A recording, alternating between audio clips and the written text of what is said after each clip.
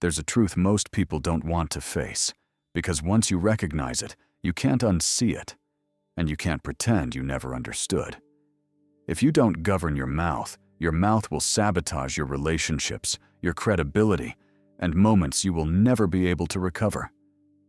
If you don't govern your mind will drag you into spirals, doubt, overthinking, and impulses that quietly destroy the life you're trying to build. If you don't govern your mood will run your day, your decisions, and the way people experience your presence. And if you don't govern your money will slowly take over your future, your options, your choices, and your peace. Most people don't fail because they aren't capable. They fail because they are uncontrolled. They speak before they think. They react before they understand. They spend before they plan. They let emotion grab the steering wheel instead of their principles. And then they wonder why life feels chaotic, heavy, unstable, out of alignment. But there is another way to live, a way built on clarity, responsibility, and inner steadiness. A way where you don't destroy your own momentum with emotional storms. A way where one bad mood doesn't ruin a good opportunity. A way where money follows structure instead of impulse. A way where your words are precise, intentional, and respected, rather than thrown like sparks in moments of frustration. Control is not about restriction. Control is about direction. Control is the moment you stop living by reaction and start living by intention. It's the quiet strength of someone who knows what they're doing and why they're doing it. It's the inner stability that allows you to stay calm when others are loud, focused when others are distracted, disciplined when others are emotional. It's the power to respond, not the addiction to react. In this audiobook, you will learn how to rebuild that power from the inside out, not through force, not by pretending you don't feel anything, but by understanding how your internal systems actually work. Your words, your thoughts, your emotions, your financial habits, and how each of them either strengthens or weakens your future.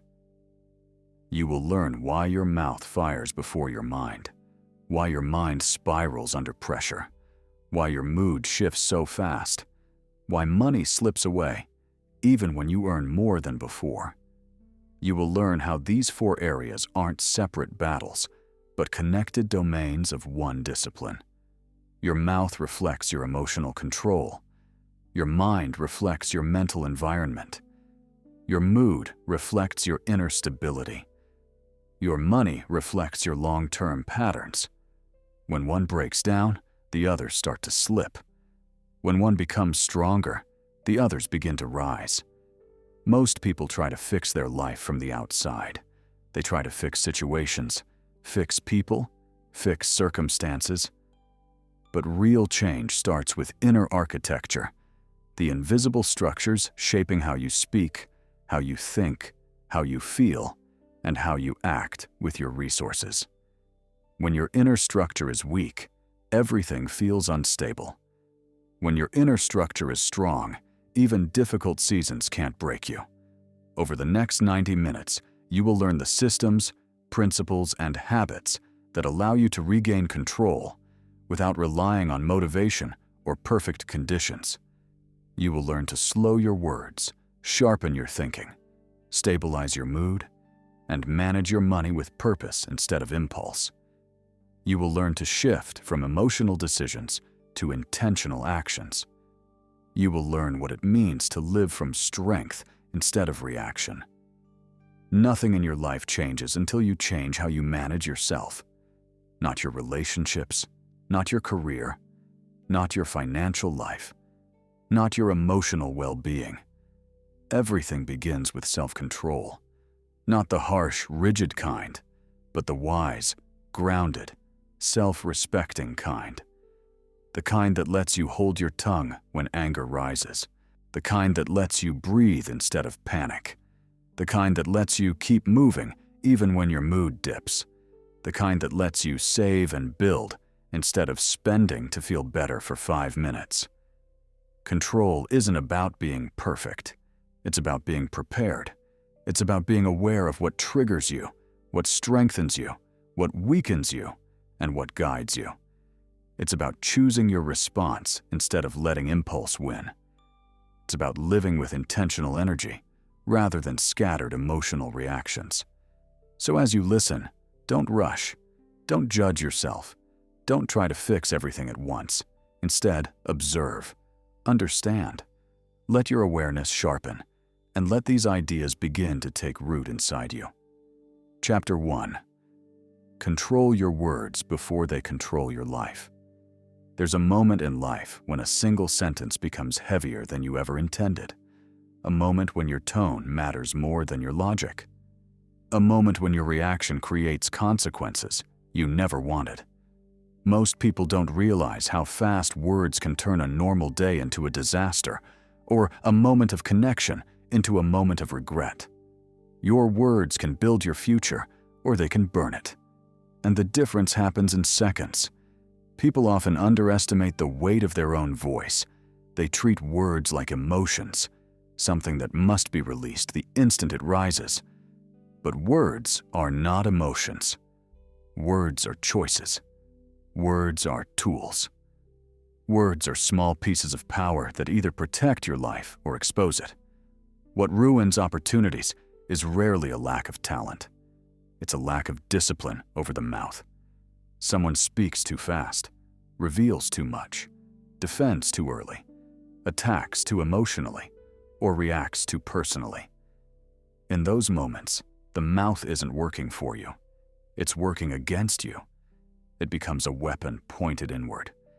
And here is the painful part many people refuse to admit. Most damage caused by words is permanent. You can apologize, you can explain, you can swear it won't happen again. But once spoken, words cannot be taken back. They linger in memory, shape perception, and echo longer than the moment they were born. That's why the first pillar of self-control begins with the mouth. Before you control your habits, before you control your finances, before you control your emotions, you must control the thing that expresses them all. Your mouth reveals the stability of your mind and the maturity of your emotions. Strong people don't speak simply because they want to. Strong people speak because it's the right moment to. Weak words chase validation. Strong words create clarity.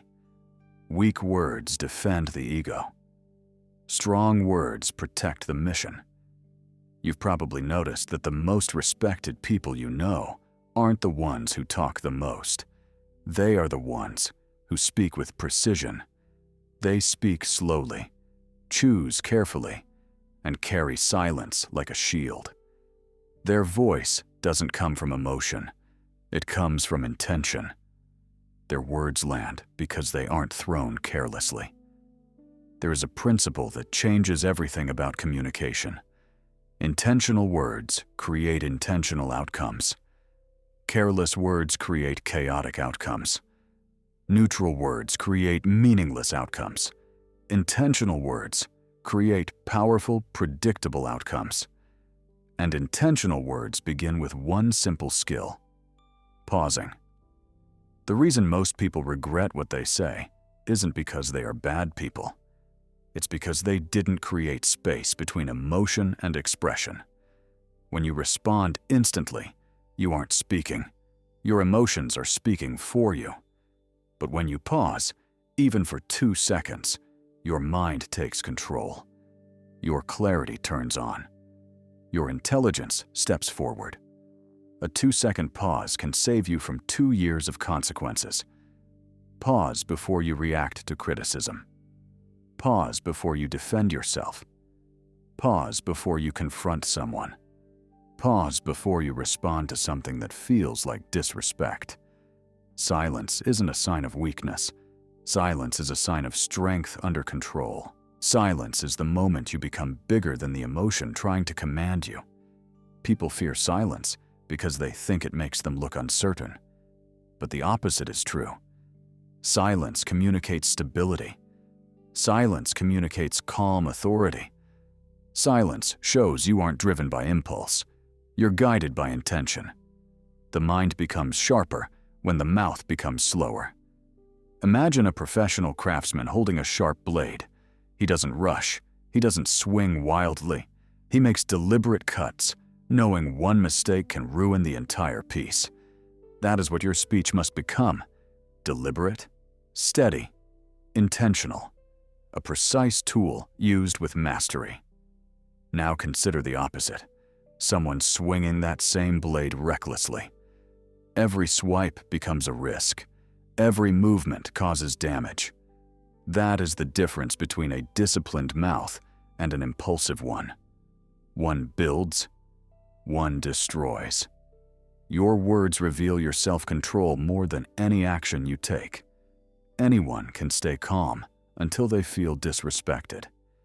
Anyone can speak clearly until anger rises. Anyone can communicate well when everything is easy. The real test is who you become in the moments that trigger you. When your mouth is untrained, you lose control the moment your feelings rise. You say things you don't mean but cannot erase. You escalate situations that never needed escalation. You damage trust that took years to build. You create tension that didn't have to exist. But when your mouth is under control, everything changes. You begin to speak from strength instead of insecurity. You begin to communicate solutions instead of reactions. You begin to influence rather than argue. You begin to protect your relationships rather than damage them. The first step toward mastering your mouth is seeing words not as reactions, but as responsibilities. Every sentence is a commitment. Every tone is a signal. Every response is a reflection of your internal state. Before a word leaves your mouth, ask yourself one simple question: will this help me or hurt me? If it will help, speak it clearly.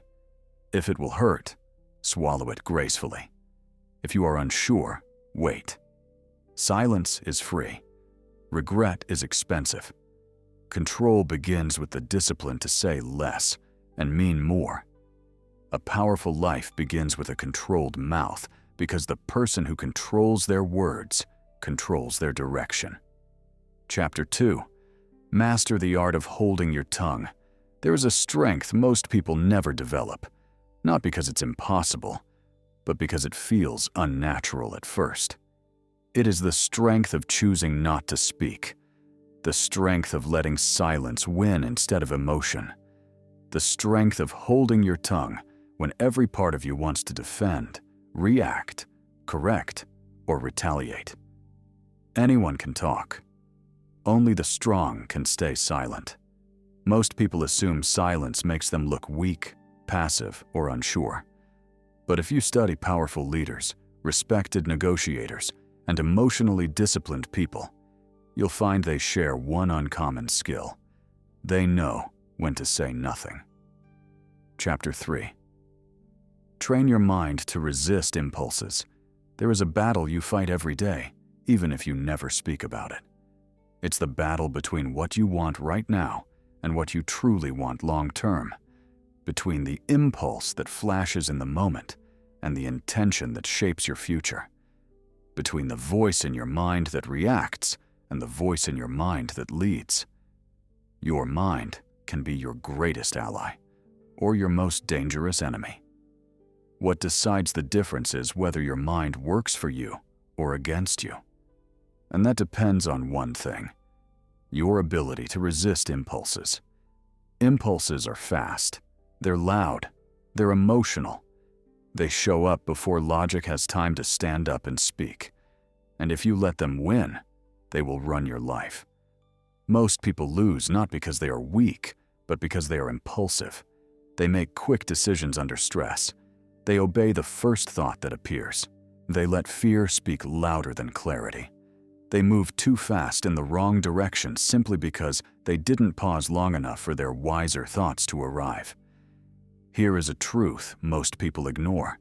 The first thought is emotional. The second thought is logical. The third thought is intentional, and the quality of your life depends on which one you choose to follow. An untrained mind behaves like a wild animal. It runs wherever it wants. It pulls you into reactions you didn't choose. It drags you into thoughts that drain your energy. You start worrying about things that haven't happened. You start overthinking situations that don't matter. You start predicting disasters that will never arrive. A mind without discipline becomes a prison. A mind with discipline becomes a weapon. That's why self-control cannot stop at words or money. It must begin with thinking, because your thoughts shape your emotions. Your emotions shape your reactions, and your reactions shape your results. If your thinking is chaotic, your life becomes chaotic. If your thinking is weak, your decisions become weak. But if your thinking becomes clear and controlled, everything else becomes controllable. Your mind is not supposed to be your boss. Your mind is supposed to be your tool. But tools must be trained. Tools must be sharpened. Tools must be guided. Most people treat thoughts like commands, but the reality is simpler. Thoughts are suggestions. You do not have to obey every negative thought. You do not have to believe every fear-based thought. You do not have to follow every impulsive thought. You do not have to identify with every insecure thought. Your first reaction is not you. It's your conditioning. Your first impulse is not you. It's old programming. Your first fear is not you. It's your nervous system trying to keep you safe. You are the observer, not the impulse. Once you understand this, your inner world changes. You stop panicking when your mind becomes noisy. You stop assuming every thought is meaningful. You stop thinking something is wrong with you when your brain reacts emotionally. Instead, you create space between stimulus and response, the space where control lives.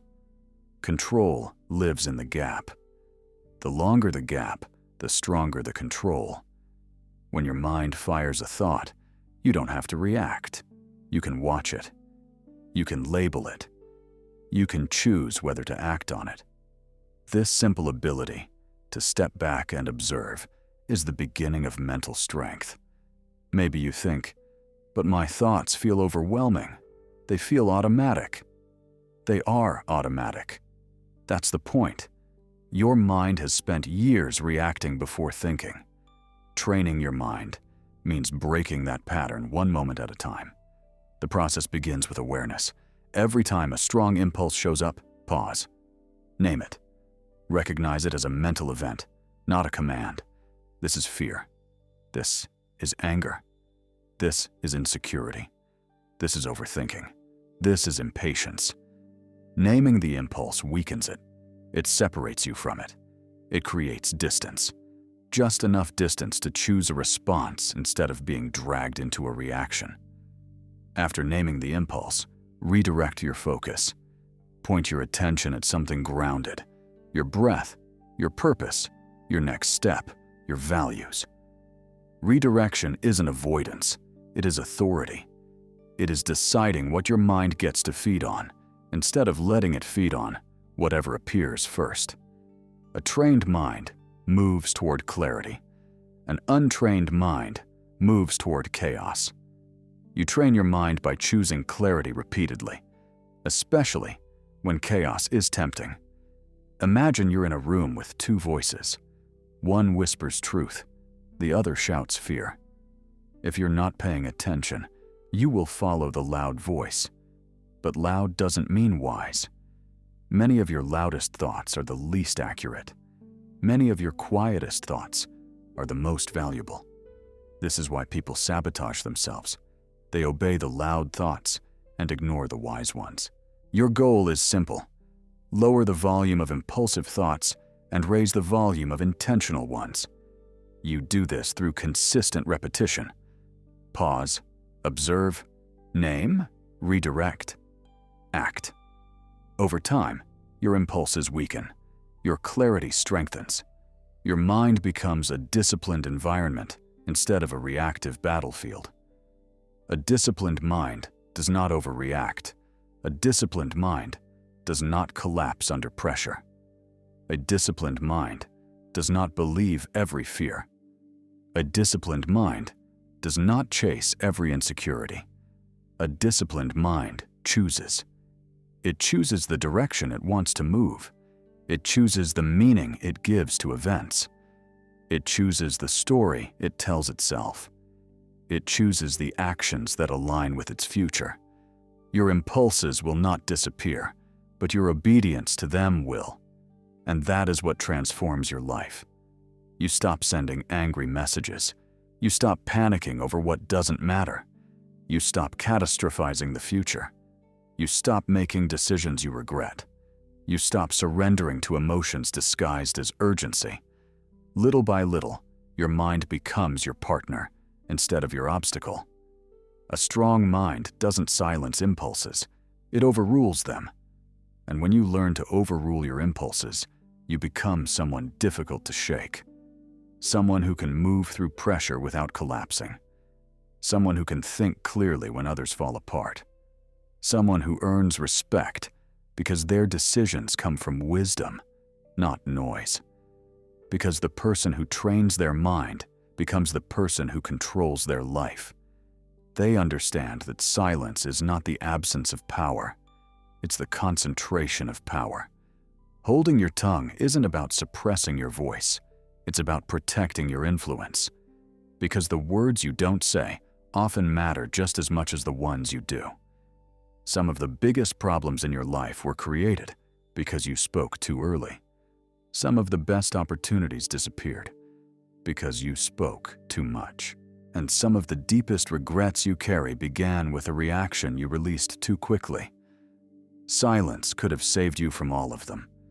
Silence gives you an advantage that no reaction can provide: clarity. When you don't respond immediately, you don't get pulled into the emotional storm. You stay outside the storm, watching it, understanding it, choosing the right moment, or choosing no moment at all. Most people don't realize this. Not every attack deserves an answer. Not every insult requires a defense. Not every misunderstanding needs immediate correction. Sometimes the most powerful move you can make is simply not reacting. When you hold your tongue, you break the cycle that most conflicts depend on. Arguments survive on fuel, your fuel. Drama survives on reaction, your reaction. Misunderstandings grow through repetition, your repetition. Remove your response, and the fire suffocates. That's why emotionally reactive people are easy to manipulate.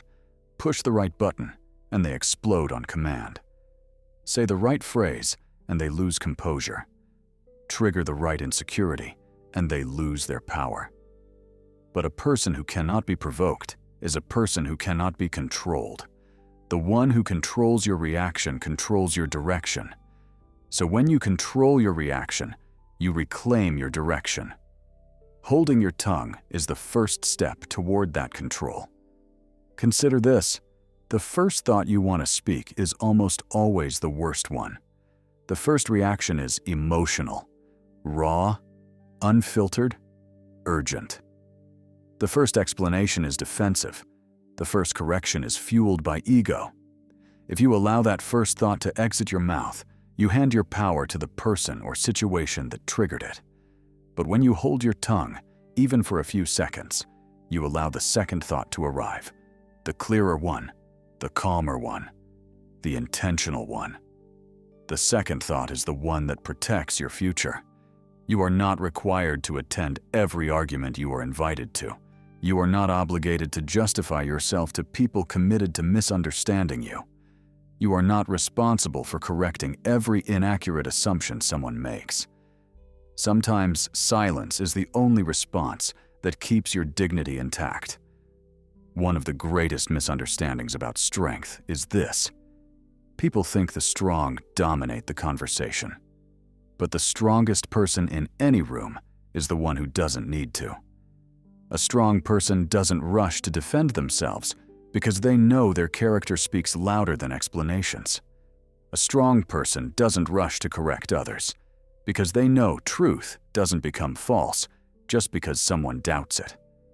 A strong person doesn't rush to respond to disrespect because responding would signal insecurity, not power. You gain nothing by reacting to everything. You gain everything by choosing your reactions. Holding your tongue is also emotional intelligence. It allows you to observe the real motives behind someone's words. When someone tries to provoke you, silence exposes them. When someone lies, silence reveals their discomfort. When someone complains, silence shows whether they want solutions or attention. Speaking can blind you to what's happening.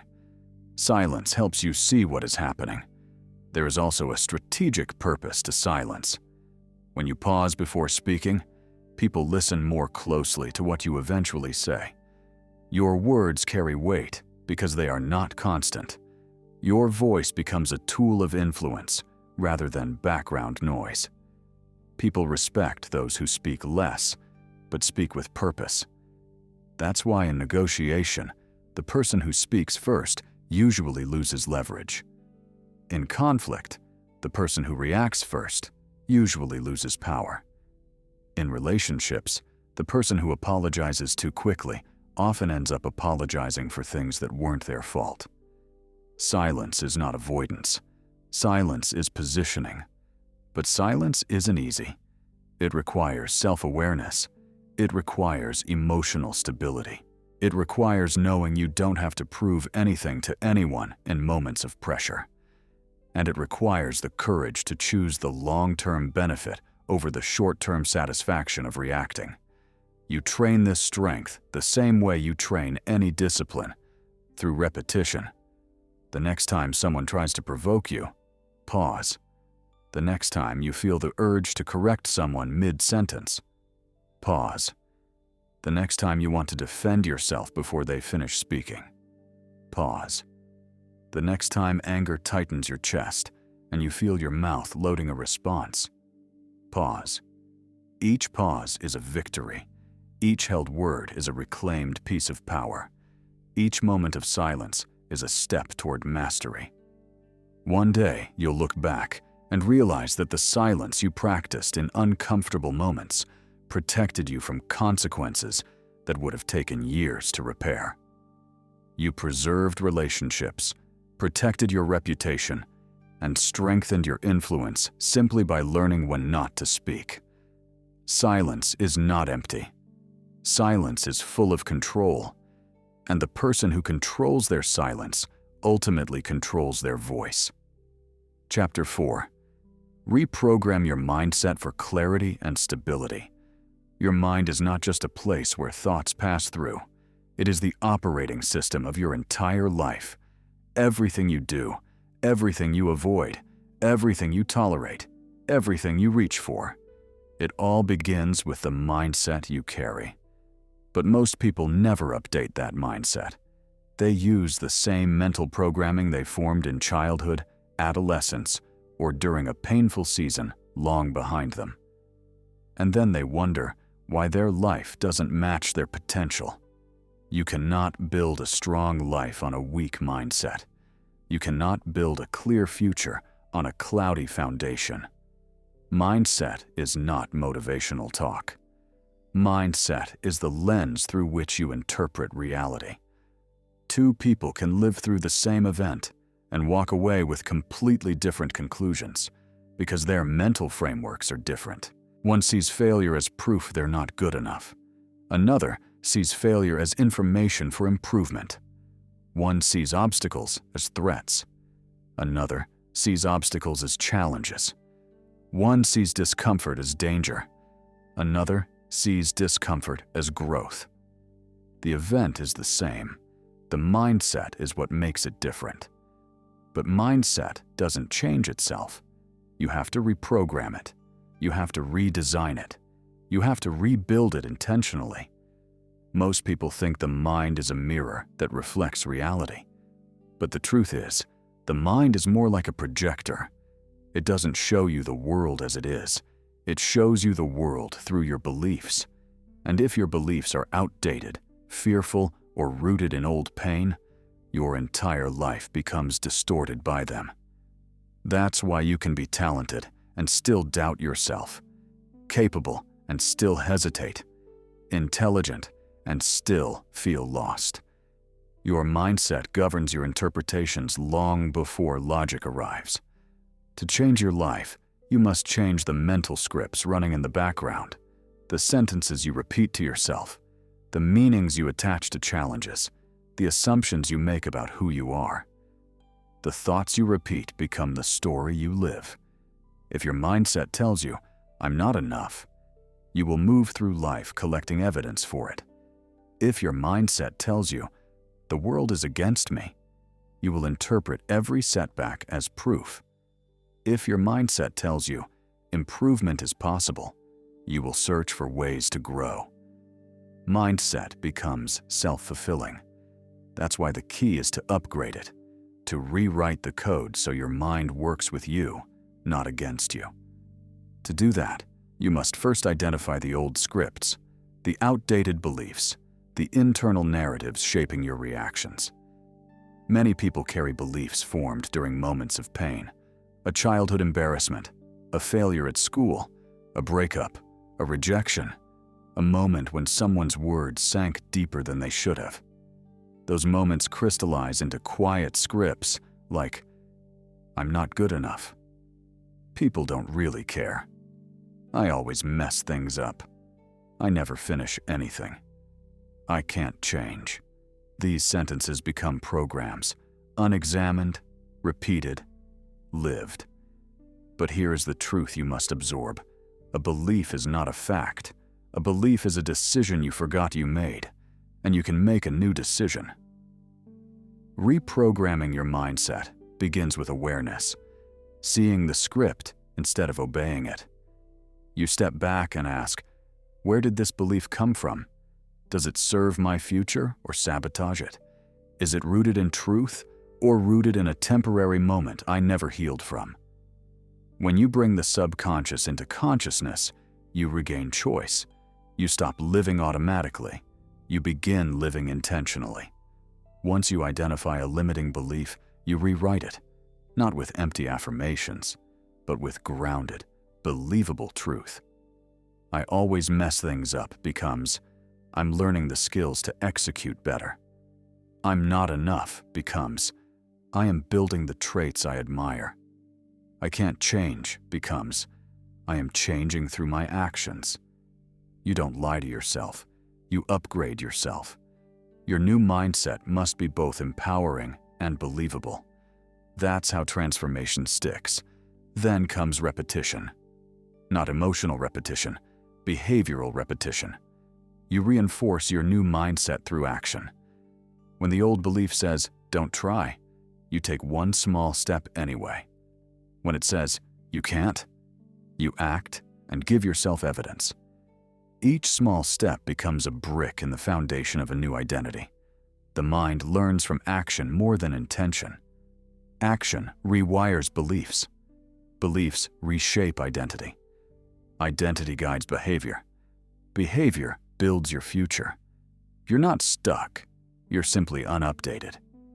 Think of your mind like a room you haven't cleaned in years. Dust on old beliefs, cluttered memories, outdated assumptions. You don't shame the room. You clean it. You open the windows. You throw out what no longer belongs. You reorganize the structure so you can breathe again. Your mindset requires the same process. Remove beliefs that are too small for the life you want. Remove stories built in fear, not truth. Remove assumptions created by pain, not clarity. And once you remove the old, you must create the new. A clear mindset is constructed, not discovered.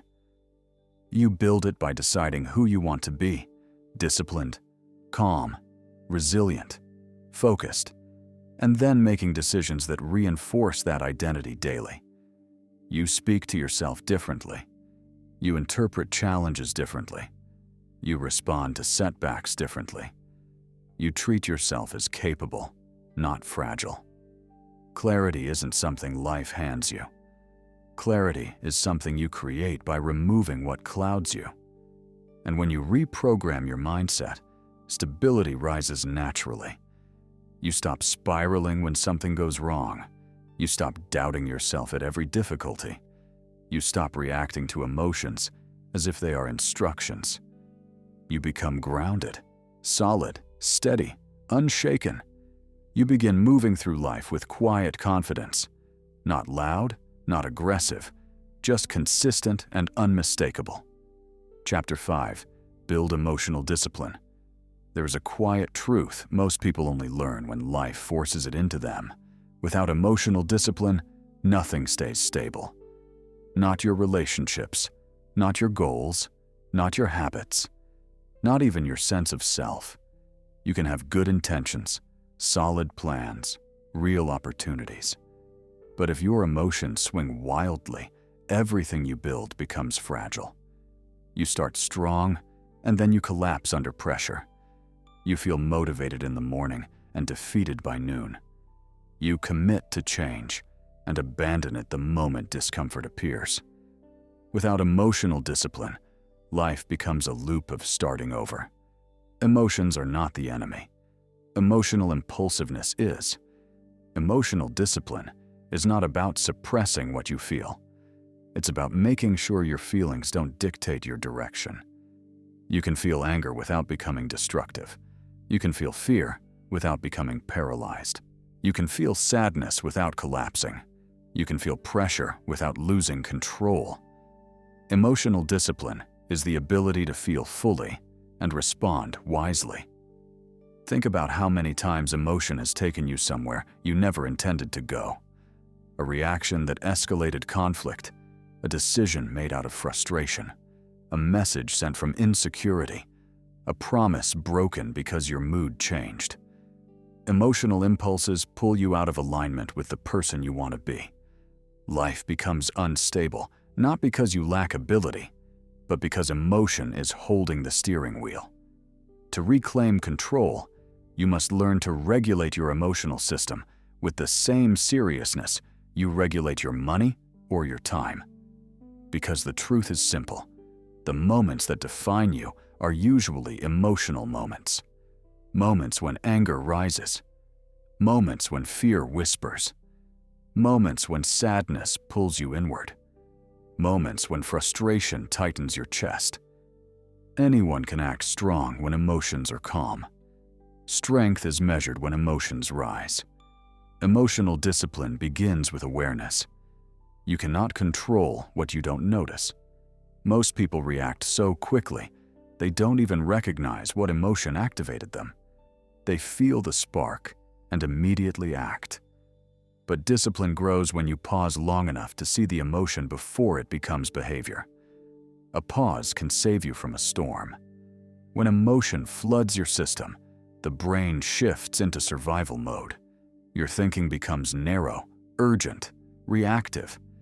That's why people say things they regret, break commitments, or make choices that hurt them during emotional spikes. Your mind isn't failing, it's overloaded. Emotional discipline teaches you to slow the process so your mind can regain clarity. The first step is recognition. This is anger. This is fear. This is insecurity. This is disappointment. Labeling emotion separates you from it. It becomes something you observe, not something you are.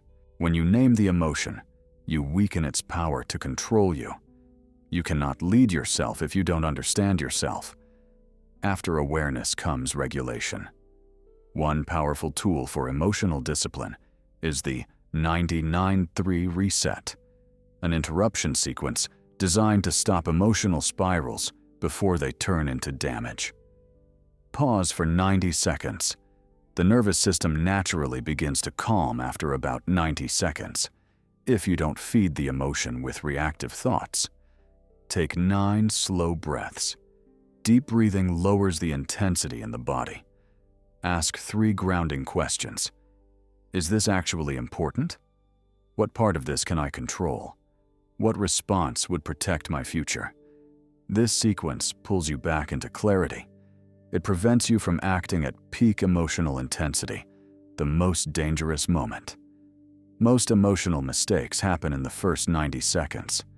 Survive that window, and you regain authority. Calm is not a personality trait. Calm is a trained skill. Some people assume emotional control is something you're born with. But discipline is built through repetition, not genetics. Every time you breathe instead of react, you build a new pattern. Every time you stay grounded while overwhelmed, your threshold expands. Every time you respond intentionally, your identity shifts over time. You become someone who doesn't break under emotional pressure. Someone who can feel deeply without drowning. Someone who can hurt without hurting others. Someone who can think while others are panicking. That's emotional maturity, holding space for emotion without letting it run your life. You will still feel everything. You simply stop being controlled by it. People with emotional discipline are not unemotional. They just don't let emotion make decisions. They move through life with stability. They communicate with clarity. They stay consistent regardless of mood. They don't sabotage themselves in difficult seasons. They maintain direction even when emotion tries to pull them sideways. Mood-driven behavior destroys long-term success. Principle-driven behavior creates it. When you lack emotional discipline, small inconveniences feel catastrophic. Minor conflict feels personal. Temporary discomfort feels unbearable. Every setback feels like a sign to quit. Your emotions become your weather, unpredictable, shifting, changing without warning.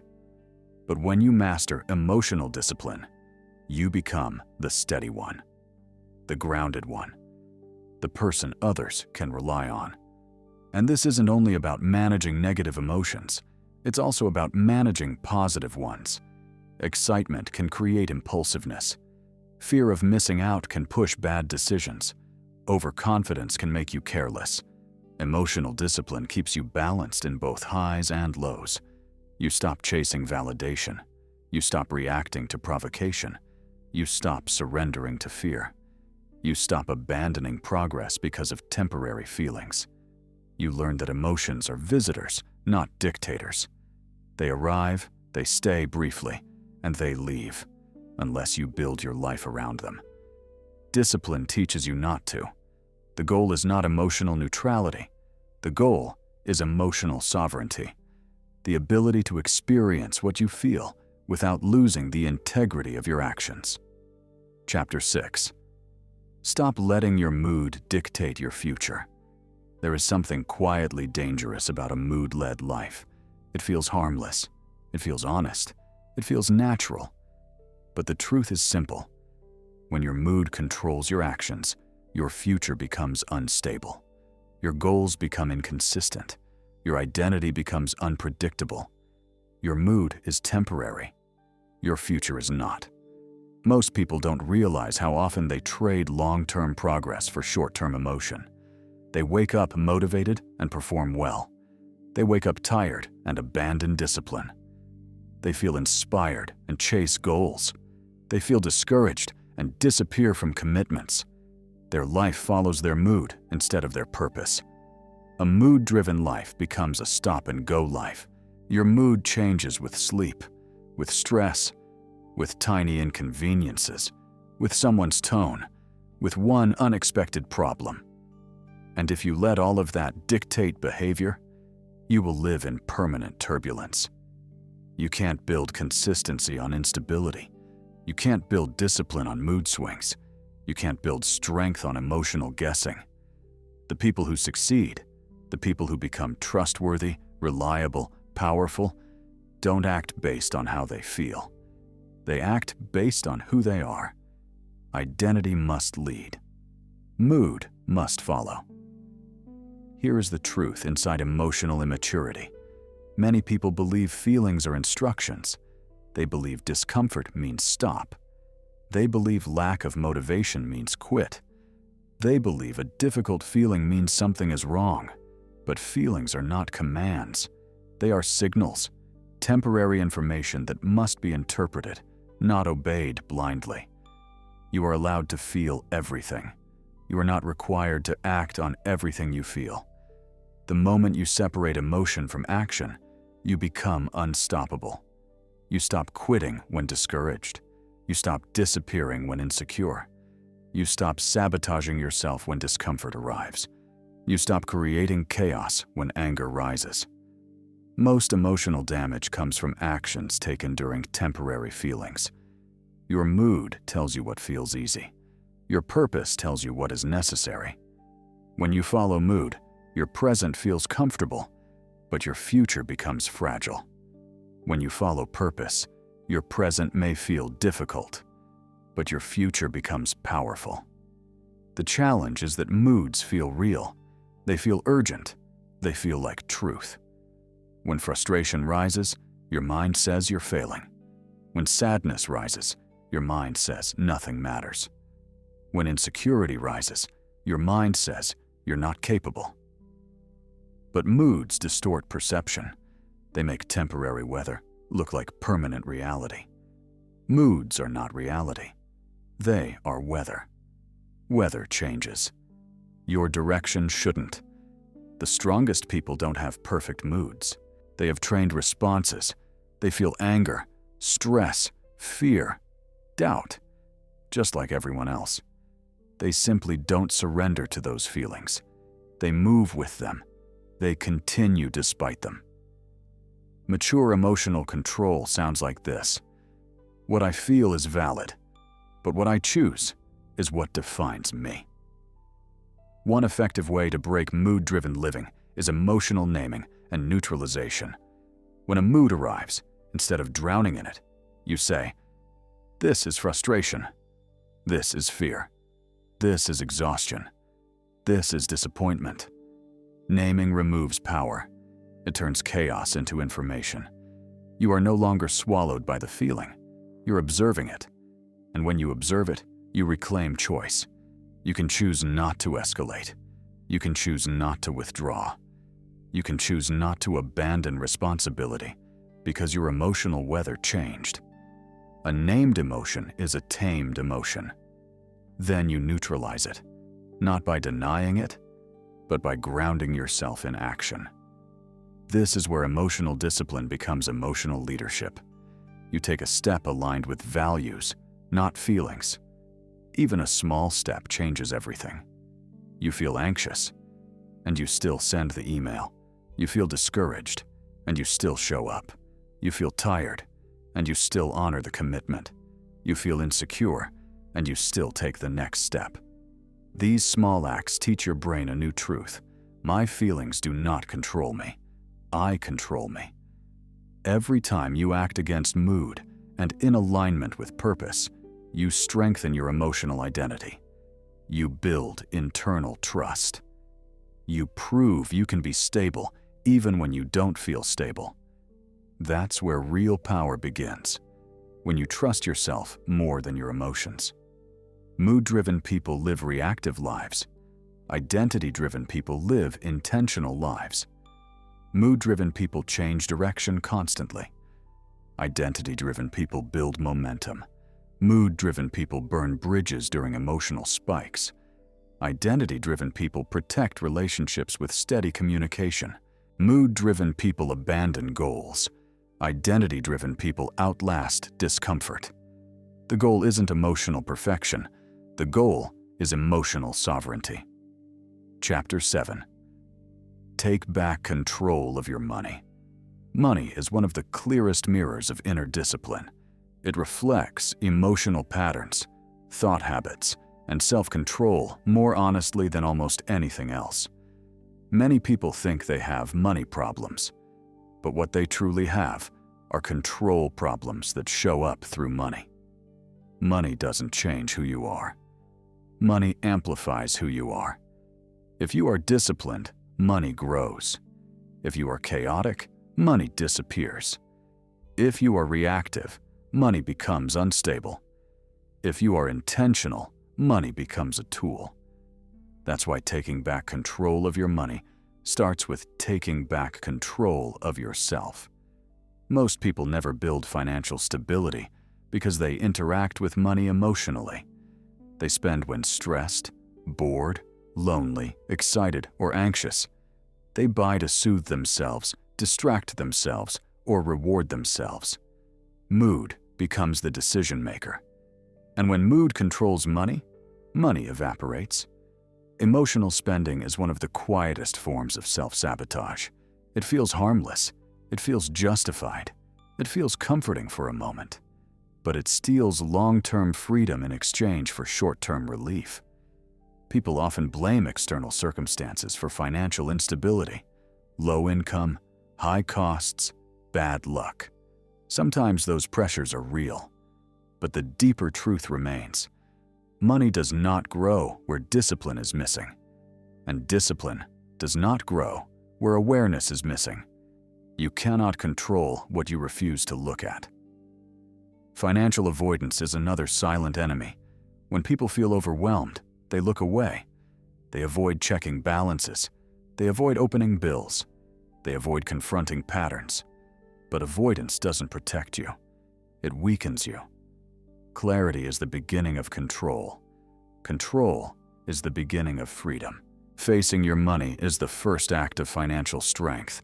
When you know where your money goes, you can direct it. When you direct it, you can grow it. When you grow it, you reshape your future. But structure must come before growth. Without structure, good intentions collapse. You can want to save, want to invest, want to be responsible. But desire means nothing without a system strong enough to protect your intentions when your mood changes. A powerful, simple system is dividing your money into clear categories with clear purposes.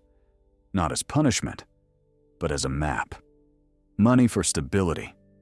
Money for growth. Money for freedom. Structure removes emotion from decisions. It creates boundaries your behavior can follow. It prevents the chaos of, "I'll figure it out later." When your money has a job, it stops working against you and starts working for you. And here's another truth. You don't build wealth just by earning more. You build wealth by managing what you already have with intention. One of the strongest financial habits is learning to pause before spending. The same 2-second pause that protects your words can protect your money. When the urge to buy appears, pause and ask, is this solving a real need or a temporary feeling? Will I still want this tomorrow? Is this aligned with my goals or my mood? Most impulses lose power when examined. Another essential part of control is separating your identity from your income. Many people spend to feel valuable, impressive, or equal. They chase status through objects. They buy to feel caught up. And that keeps them stuck. Your value is not measured by what you can purchase. It is measured by what you can control. Financial maturity begins when you stop trying to impress people and start trying to secure your future. You must also accept that wealth is rarely built loudly or quickly. It is built quietly, through routine repetition and self-respect. Every time you save instead of spend, you reinforce a new identity. Every time you track instead of ignore, you strengthen clarity. Every time you choose long-term stability over short-term pleasure, you become someone your future can rely on. Chapter 8. Build wealth habits that last. Wealth doesn't appear suddenly. It forms slowly, almost quietly. Built through habits so small, most people ignore them. People imagine wealth as the result of one lucky decision or one major opportunity. But real wealth is built through repetition. Repetition that continues long after motivation fades. Wealth belongs to those who choose consistency over intensity. The habits you practice daily matter more than the goals you dream about. Many people fail financially, not because they are irresponsible, but because they live reactively. They spend based on mood, not purpose. They save only when inspired. They invest only when comfortable. They plan only when pressure hits. A financial life built on reaction will always be unstable. Wealth requires rhythm, not chaos. Your habits tell the truth about your future. Your routine predicts your financial trajectory. Your patterns reveal your discipline long before your bank account does. To build wealth habits that last, you must understand something deeper. Money mirrors your relationship with yourself. If your life is disorganized, your finances will reflect that. If you're emotionally inconsistent, your spending often becomes inconsistent. If you avoid difficult conversations, you may avoid checking your balance. Wealth is not built by fixing money. Wealth is built by fixing the habits around money. The simplest place to start is awareness. When you know where your money goes, you regain control. Most financial anxiety exists because people don't track their patterns. They fear what they might discover. But clarity is the first form of financial power. The moment you see your patterns, you can redirect them. Daily awareness creates financial honesty. Weekly review creates financial stability. Monthly planning creates financial growth. These habits compound, just like money compounds. A powerful wealth habit is building structure around spending. Without structure, everything feels urgent. Everything feels necessary. Everything feels justified. Structure separates desire from priority. It teaches discipline without punishment. It protects you from impulsive decisions your future self will regret.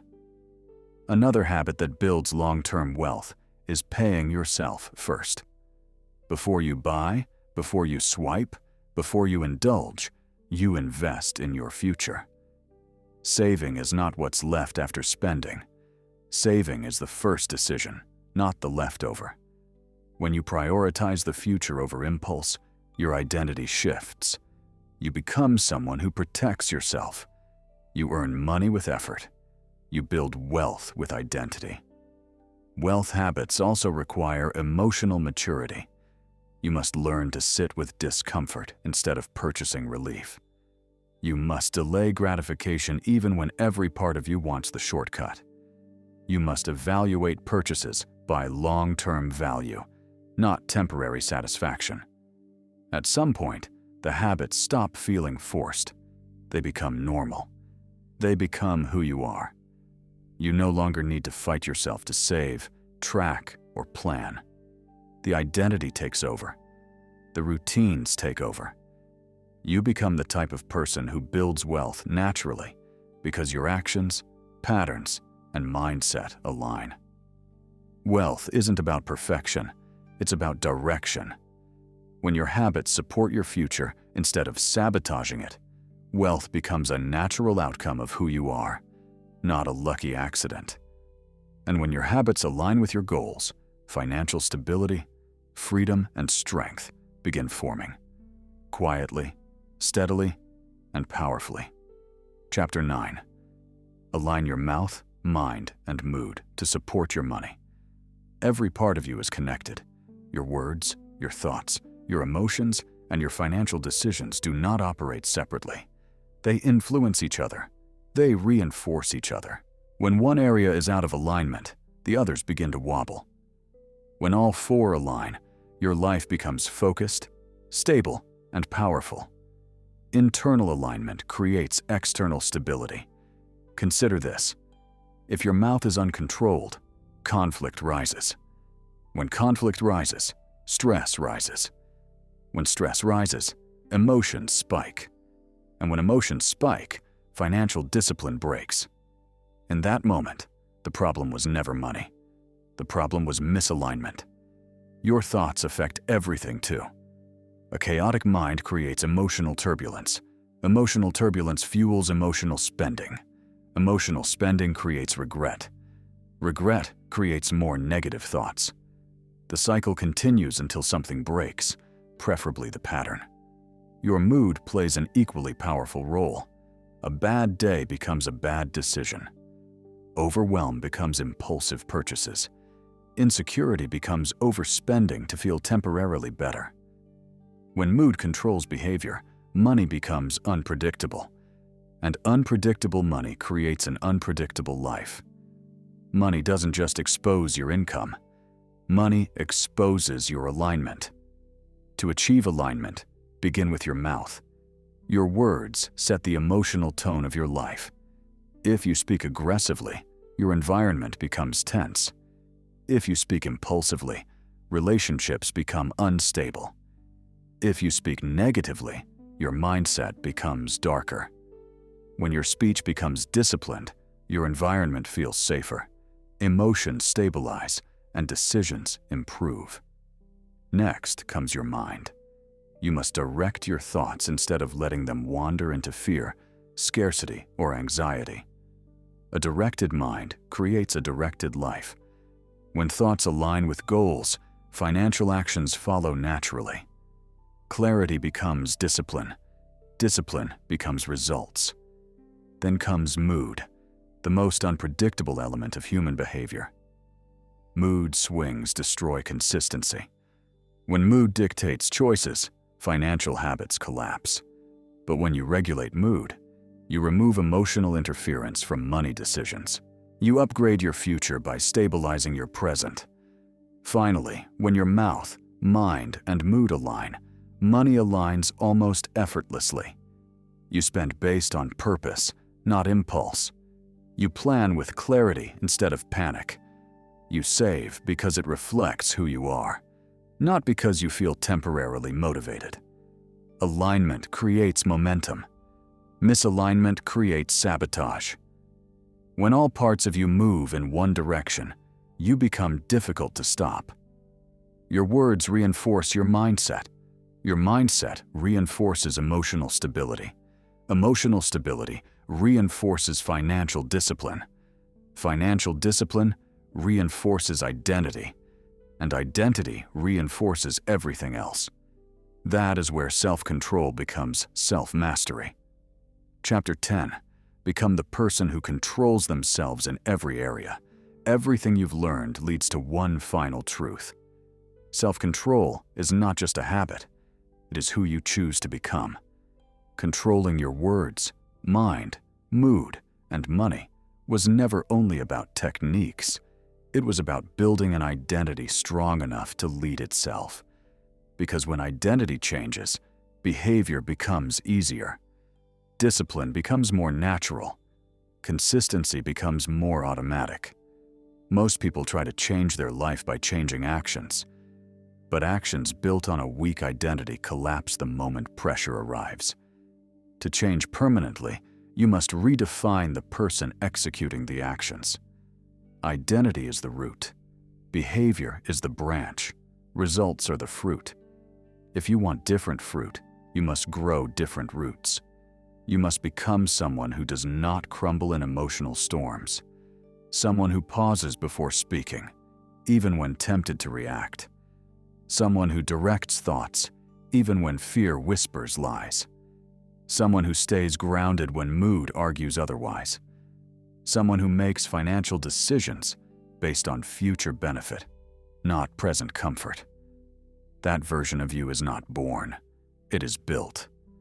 Built through repetition. Built through choices. Built through standards. Built through accountability. Every time you choose discipline over impulse, identity shifts.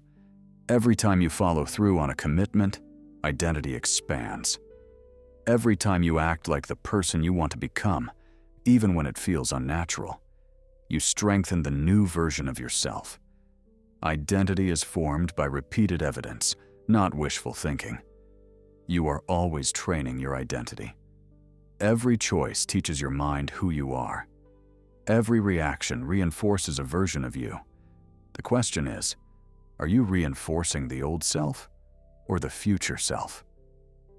Becoming the person who controls themselves means creating integrity between your inner world and your outer behavior. It means acting from intention even when emotions resist. It means honoring standards even when nobody is watching. It means doing the difficult thing because the difficult thing builds you. Self-controlled people don't feel less. They manage more. They don't avoid discomfort. They navigate it. They don't wait to feel ready. They move because it's required. They don't depend on praise. The satisfaction of alignment is enough. This level of self-mastery is rare. And because it is rare, it is powerful. When you control yourself, you remove your greatest obstacle, your own inconsistency. You become someone others can trust. But more importantly, someone you can trust. You operate from calm, not chaos. You speak from clarity, not emotion. You choose from identity, not impulse. This is the person capable of building a life worth living. This is the person capable of shaping their own destiny. This is the person your future has been waiting for. Transformation doesn't happen in one dramatic moment. It happens in quiet decisions, long after inspiration fades. You've reached the end of this audiobook, but you've also reached the beginning of a new identity. You've learned how words influence relationships, how thoughts shape decisions, how emotions impact behavior, and how financial habits reflect inner discipline. You now understand the architecture of self-control. The world shifts the moment you change how you speak. Confidence changes the moment you change how you think. Consistency changes the moment you change how you respond emotionally. The future changes the moment you change how you handle money.